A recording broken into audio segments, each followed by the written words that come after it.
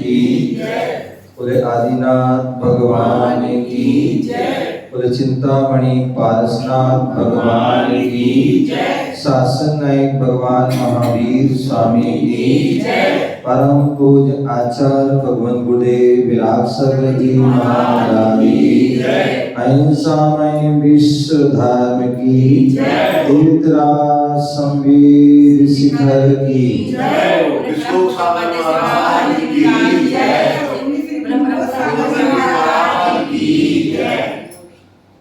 प्यारे बंधुओं, आज हम सभी पुनः भारत की राजधानी दिल्ली और दिल्ली में रोहिणी सेक्टर 8 आदिनाथ जिनालय में विराजमान है। शाम का वक्त गुरु भक्ति संस्कार यात्रा का है और गुरु भक्ति में आज कुछ पंक्तियाँ जो हमारा जीवन होता है वह कैसा होता है और हमें कैसा विचार करना चाहिए, उस पर कुछ पंक्तियाँ हैं।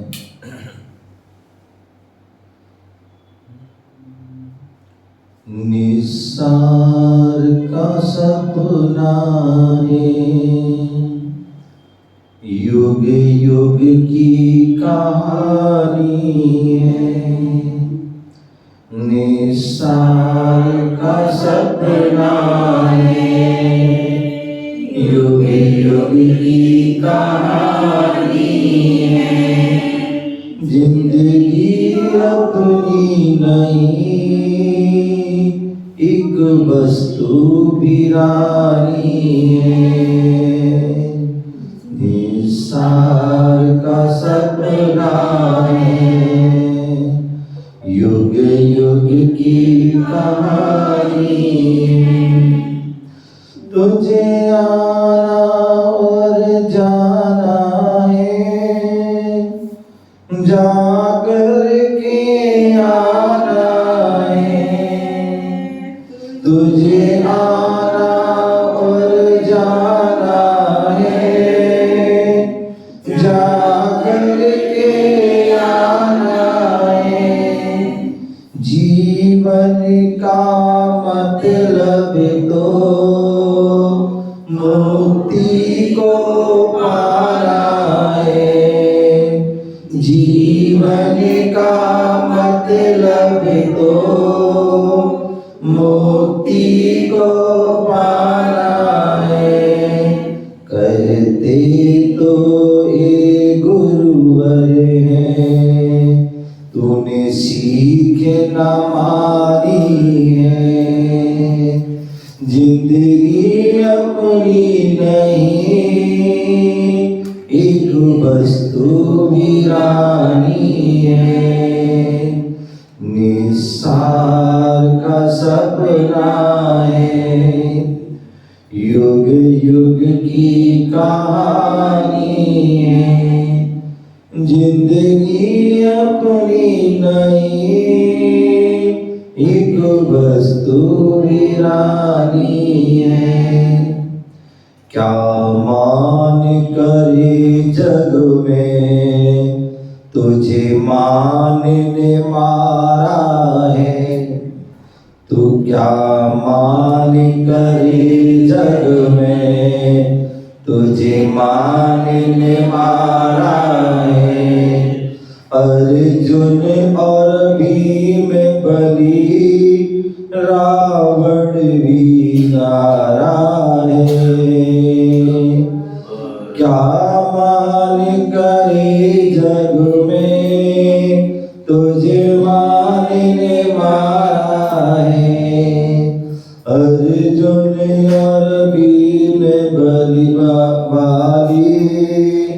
रावण भी नारा है। तन नश्वर नहीं रहता, रह जाति निशानी है। तन नश्वर नहीं रहता, रह जाति निशानी है। जिंदगी अपनी नहीं, एक वस्तु वीरानी है। निस्सार का सपना है, युग युग की कहानी है, जिंदगी अपनी नहीं, एक वस्तु वीरानी है। तू अपना समझा है, सब कुछ बेगाना है, तन धाम सभी में वो यहाँ छोड़ के जाना है। तू अपना समझा है, सब कुछ बेगाना है, तन धाम सभी वैभव यहाँ छोड़ के जाना है। आगम एक कहता है, यही जिनवाणी है, आगम एक कहता है, यही जिनवाणी है, जिंदगी अपनी नहीं, एक वस्तु वीरानी है, निस्सार का सपना है, युग युग की कहानी है, जिंदगी अपनी नहीं, एक वस्तु वीरानी है।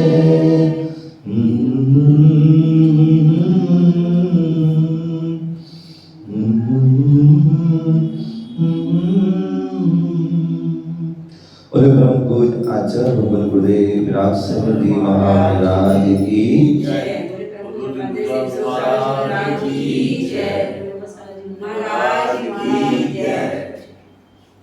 चलिए और चलते गुरु भक्ति में। गुरु भक्ति का पहला प्रश्न संस्कार यात्रा में कुछ संस्कार की बातें, और आज का प्रश्न है, आया कहाँ से कहाँ है जाना, आया कहाँ से कहाँ है जाना, ढूंढ ले ठिकाना चेतन, ढूंढ ले ठिकाना, ढूंढ ले ठिकाना चेतन, ढूंढ ले ठिकाना। बताइए ये जीव कहाँ से आया है? निगोद से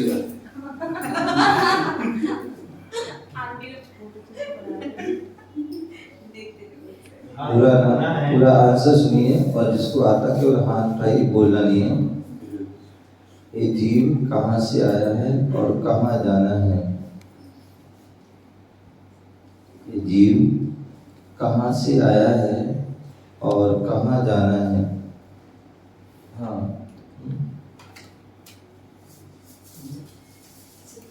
ऐसे बैठो।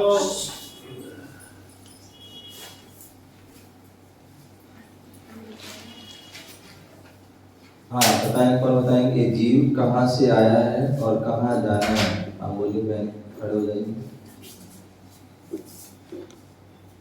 जीव नित्य निगोद से आया है और शिला जाना है। सिद्ध शिला। आप कहाँ से आए हैं? मैं नित्य निगोद से आया। कहाँ जाना है? सिद्ध शिला। जाओगे? हाँ जी। तो घर छोड़ना पड़ेगा, हैं? अनुव्रत आरिका माता बनना पड़ेगी, हाँ जी। तभी कर पाओगे। और ऐसी भाव में हो पाए ना, नारकी भी बन सकते हैं, तिरंजी भी बन सकते हैं, और देवबंदी बन सकते हैं। मनुष्य भाव मिला है आपको, मनुष्य गति मिली है, इसमें ही कर सकते हैं। तो अब कब छोड़ोगे? आशीर्वाद बहुत सुंदर, बैठ जाइए। हाँ, साली की बहुत सही। जो है यह जीव निगोद से आया है और सभी को मोक्ष जाना है, ठीक। और ये जीव जब निगोद में था, आप सभी ने पढ़ा होगा, सुना होगा, एक श्वास में 8-10 बार जल में हमारे हैं भारी वहाँ बहुत दुख पाते हैं। एक श्वास सोचिए, हम श्वास लेते हैं, स्वस्थ श्वास ले रहा है और उसमें एक श्वास लेने में ही कितना 18 बार जन्म होना और 18 बार मर करना, कितना दुख है।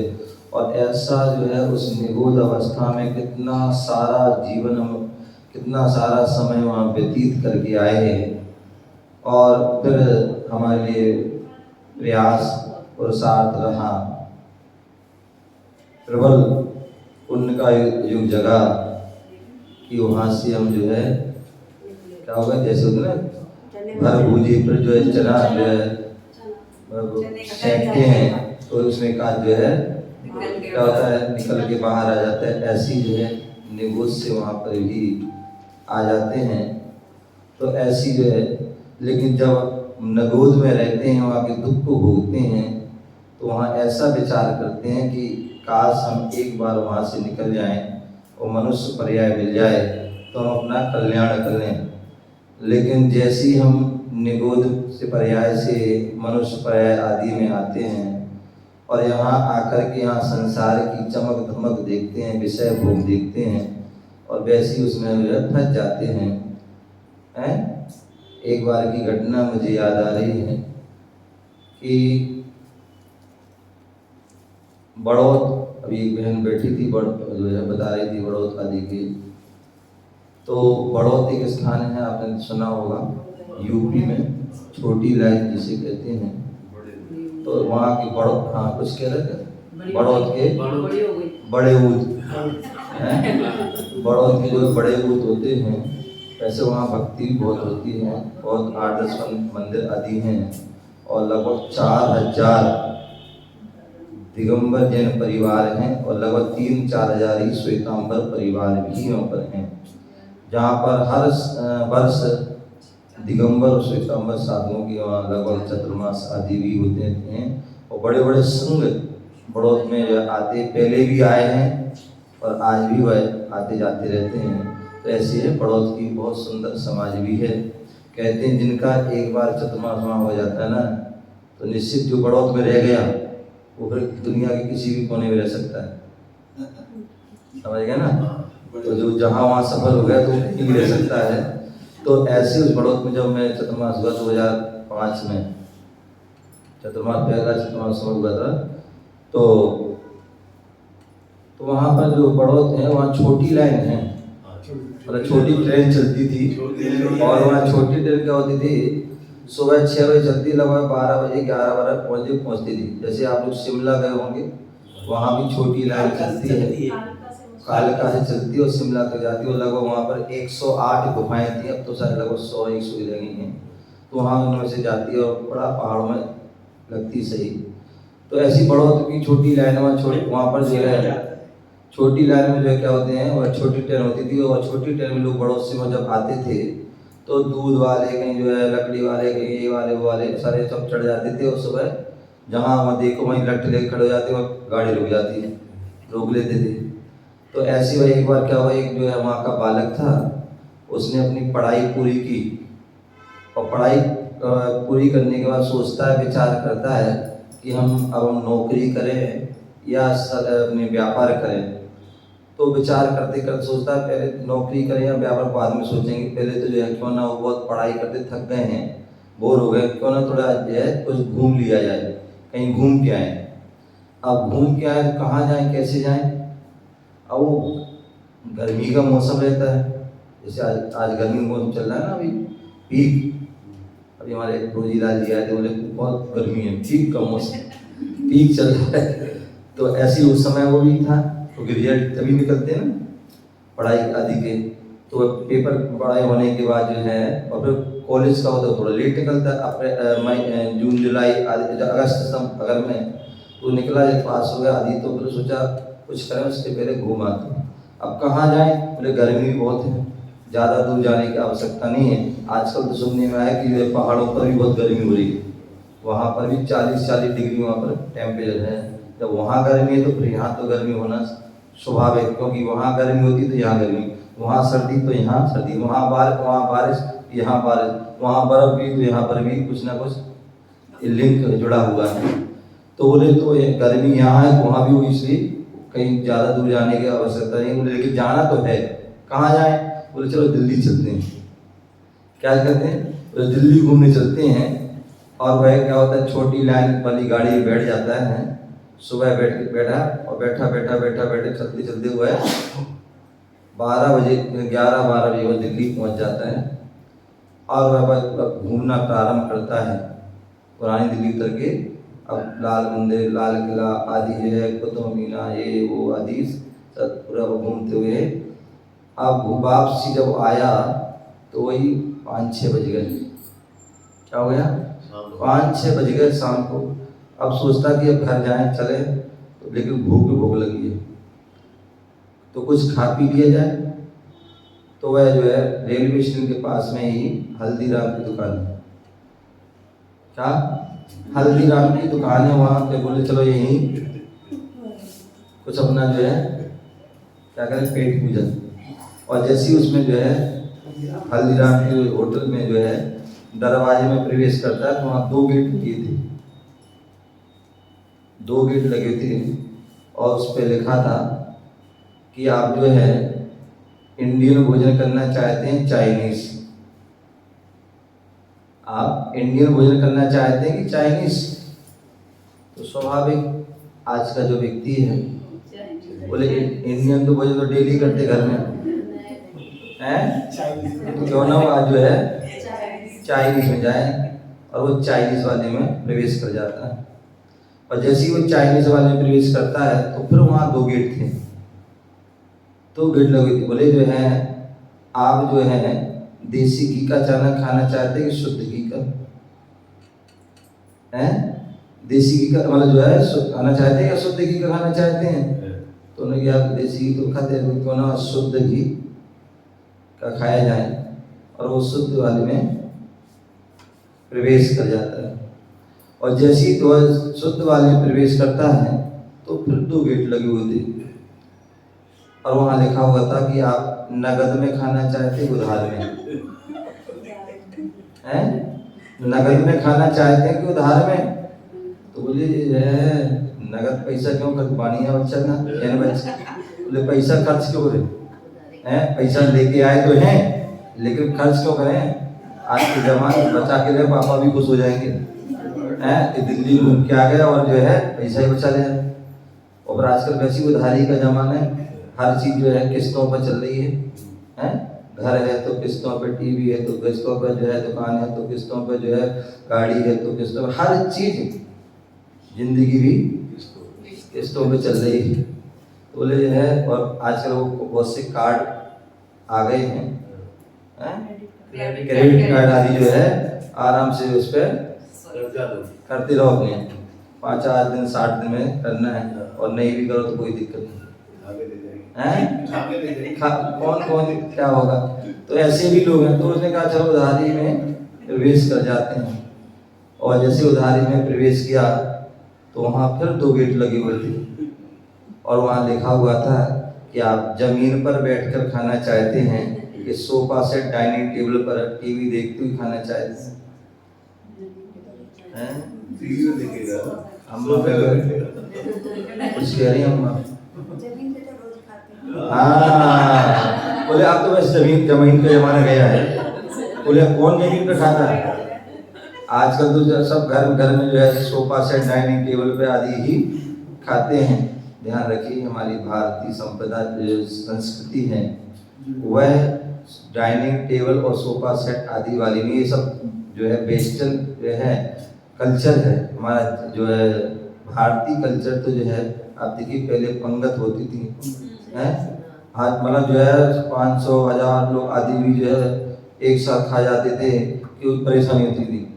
कितने बड़े प्यार से सम्मान से उनको बैठा कर मना करके खिलाया जाता था। और आज रख दिया हुआ है 10-20 चीजें और उसको 1-2 कर्मचारी खड़ा कर दिए और अपनी खाते रहो। अब वो कर्मचारी मना भी कर देता, अभी तो लेके रसगुल्ला, अभी तो बोले पे कितने खाओगे, प्लेट में छुड़ा देगा। ये होने लगा है। नहीं तो पहले क्या होता था, सम्मान के साथ बैठाते, आओ बैठो भैया, भाई एक और दो, एक और दो, और अड़ोसी पड़ोसी भी ध्यान रखते थे, भैया इसको रसगुल्ला सो, तुमने सौंपे नहीं है, दिया नहीं है, फलाने एक पूड़ी दो, थोड़ी लुचई दे दो, थोड़ी सब्जी दो, आदि क्या करो। जब एक को देता तो चार और देता था, तो मना मना भी करा, लेकिन नहीं फिर भी जबरदस्ती जाते थे। तो वो सम्मान था, आदर था, हाँ। तो कई बार ऐसा था, कर भला होगा पर पड़ोसी बोलते तो अपने आप तो भले जाते। कई बार ऐसे भी लोग होते थे, चाहने अपन को है, कहेंगे पड़ोसी को, कहा भाई तुमने रसगुल्ला नहीं पड़ा, कहा तुमने मिठाई नहीं पड़ी, कहा ऐसे राजता नहीं भर। तो जो है जब उसको देखा तो यहाँ तो आएगा ही। तो ऐसा कहने का तात्पर्य तो वो अच्छा समझ, लेकिन आज जो है व्यक्ति जो है वो सब भूल गए हैं और सब जो है डाइनिंग टेबल और सोफा सेट आदि पर करते हैं। बोले जो सोफा सेट पे करते हैं वहाँ भोजन तो सोफा सेट पे करते हैं, लेकिन हमारा दिमाग क्या है, अपसेट हो जाता है, पेट हमारा सेट नहीं हो पाता। क्यों? क्योंकि पहले हम बैठ के भोजन करते थे तरीके से, तो जो है हमारा जो है भोजन अच्छा होता था और पाचन आदि भी अच्छी होती। आज हम जो है ना बैठे में ना खड़े में, डाइनिंग टेबल आदि बैठे हो, क्या बैठे हो, सही से बैठे क्या है, आधे जो है पैर लटक रहे हैं, आधे हाथ पर बैठे हुए सही से नहीं। ऐसी जो है ना खाते समय सही से बैठते, ना वहां जाते समय बैठते। आजकल दोनों सिस्टम जो है बिगड़ गए, समझे ना। तो जो है वो कहाँ पहुंच गए, वो सोफा सेट वाले टीवी। और दूसरी बात ध्यान रखिए, आप जो है कभी भी भोजन बनाते समय और भोजन करते समय कभी भी जो है हमें टीवी आदि नहीं देखना चाहिए, या कभी भोजन करते समय या भोजन जो है बनाते समय गाने आदि जो है नहीं सुनना चाहिए, मोबाइल आदि का प्रयोग नहीं करना चाहिए, या हम अखबार आदि कुछ भी पढ़ते हैं उस समय ये चीज़ें नहीं करना चाहिए। यदि हम खाना बनाते समय या भोजन करते समय ये चीज़ प्रयोग करते हैं तो उससे हमारे जो है माइंड पर, हमारे विचारों पर, हमारे आचरण पर उसका गलत असर पड़ता है। तो कभी भी खाना बनाते समय इन चीज़ों का प्रयोग नहीं करना चाहिए और ना ही खाते समय इनका प्रयोग करना चाहिए। तो मैं बता रहा था कि वो जो है उस गेट में प्रवेश किया तो 2 गेट लगे हुए थे कि ज़मीन पर बैठकर खाना चाहते हैं कि जो है सोफा सेट पर। तो ज़माना आज सोफा सेट का है और सोफा सेट के ऊपर जो है बैठ गेट वाले घुस जाता है, और जैसे ही उस गेट में घुसता है तो होटल के पीछे वाला गेट था उसके बाहर निकल जाता है, और वहाँ बोर्ड लगा हुआ था, एक बोर्ड लगा हुआ था और लिखा था तुम जैसे मूर्खों के लिए यहाँ कोई जगह नहीं। क्या? तुम जैसे मूर्खों के लिए यहाँ कोई जगह नहीं। तो जहाँ से आया जहाँ से वही है जाना, ढूंढा ना ठिकाना चेतन ढूंढा ना चेतन। मतलब जो आए थे हम निगोज से निकल करके और जाने के लिए कहाँ, मोक्ष के लिए, लेकिन यहाँ आकर के हम संसार में आकर के संसार की जो है भोग विलासताओं विषय कसायों में, विषय भोग में फंस करके हम पापों में, विष्णु में, कसायों में फंस, राग देश मोह आदि में फंस करके जो है वो उसी में चक्कर लगाते रहे और अंत में जहाँ से आए थे वहीं पहुँच जाते हैं। ध्यान रखिए कि हमारे लिए मनुष्य जीवन मिला है, पता नहीं ये लास्ट ही जीवन ना हो, है इसके बाद आगे मिले ना हो सकता है फिर वही निगोद आदि अवस्था में चले जाएं। तो इसलिए अच्छा है कि हमें मनुष्य पर्याय जैन को मिली है, तो क्यों ना हो अपने जीवन के रहते हुए जीवन के अर्थ को समय हम अपने जीवन को पदार्थों में नहीं परमार्थ में लगाएं, तो निश्चित ही हमारा जीवन सार्थक और सफल होगा। आपका समय हो गया। जय बोलो महावीर भगवान की। सभी लोग ध्यान रखिए, यहाँ पर जो सेक्टर 8 रोहिणी जैन मंदिर में विगत 19 तारीख से यहाँ शिविर चल रहा है, और आज वह शिविर जो है शिक्षा का जो पूर्ण हुआ। कल उस जो हमने पढ़ा उसकी कल परीक्षा होगी, क्यों हमने क्या पढ़ा, क्या खोया, क्या पाया, क्या हमने ध्यान से पढ़ा, क्या हमने कान से पढ़ा, तो उसकी सब कल परीक्षा होगी। सारे सभी जो बच्चे हैं वो बच्चे भी आएंगे और बड़े सभी लोग आए और अपने जो है उन वहाँ पर बैठ करके अपनी जो है बुद्धि का, अपनी जो है ज्ञान का परीक्षण करना है, वह कल परीक्षा होगी, ठीक वही 8:30 बजे से यहाँ पर परीक्षा होगी। जो ज़्यादा छोटे बच्चे हैं उनकी मौखिक होगी, और जो लगभग जो लिखने पढ़ने वाले हैं उनकी जो है, और बड़े जितने भी हैं सभी की वह लिखित होगी। और बहुत सरल आदि पेपर है, और आप उसको जरूर उसमें पढ़ें और उसको पेपर दें, और जिससे कि हमारे जो कुछ ना कुछ बहुत सारी उपलब्धि आपको प्राप्त होगी। जय बोलो महावीर भगवान की। और बाकी शनिवार को यहाँ पर जो है